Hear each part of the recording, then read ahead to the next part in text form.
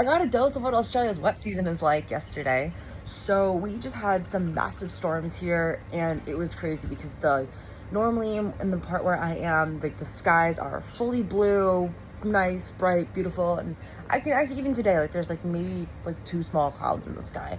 But yesterday it was like overcast, gray, tons of clouds, and then the thunder. You could hear like this booming, crazy thunder out in the distance. I was getting consistent updates from like the Weather Channel updates saying that thunder and lightning had been found like 22 kilometers from my area, and it was getting closer and closer. And then when the lightning would strike, the sky would just go white. We'd see like blue lines of lightning in the sky, and then it would just absolutely like piss rain. It was crazy.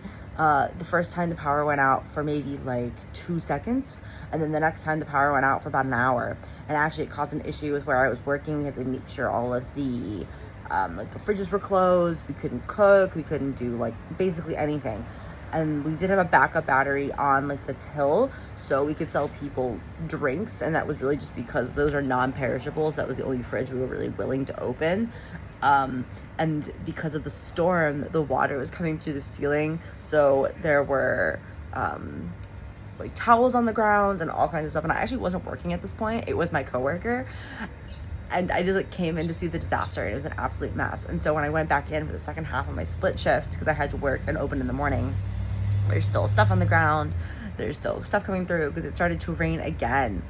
And it was just watching water fall from the ceiling. And I'm just really lucky that the store didn't like flood, because I guess it can flood when like rainy, like wet season really starts to come in.